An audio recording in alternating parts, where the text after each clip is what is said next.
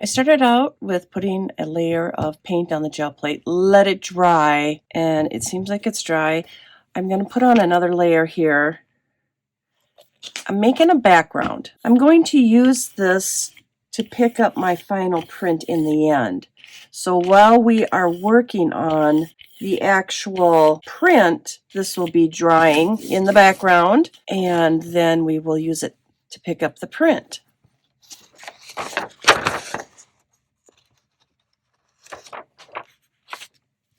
We're going to let this dry and then we will get started.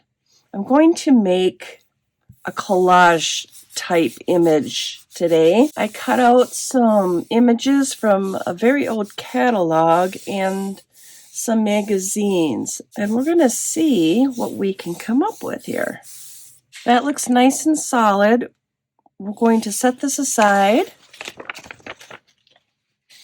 And then we are going to put down another color, and I think I want to use burnt sienna.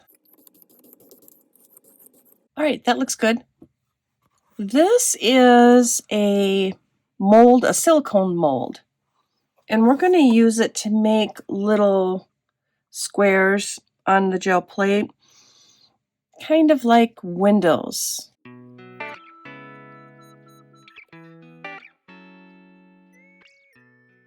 I'm trying to get as much of it off as possible. I want the square outline is what I'm after. So I'm going to keep doing this until it won't let me anymore. After the paint dries on the gel plate, it won't lift anymore. And I think it's pretty well dry. I'm going to go in with a baby wipe and clear out my little squares a little bit. That's looking pretty good.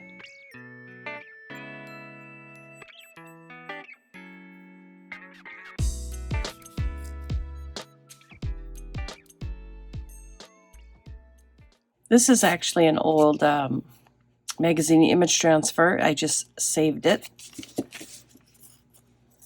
I'm going to use some gel medium and start gluing it down.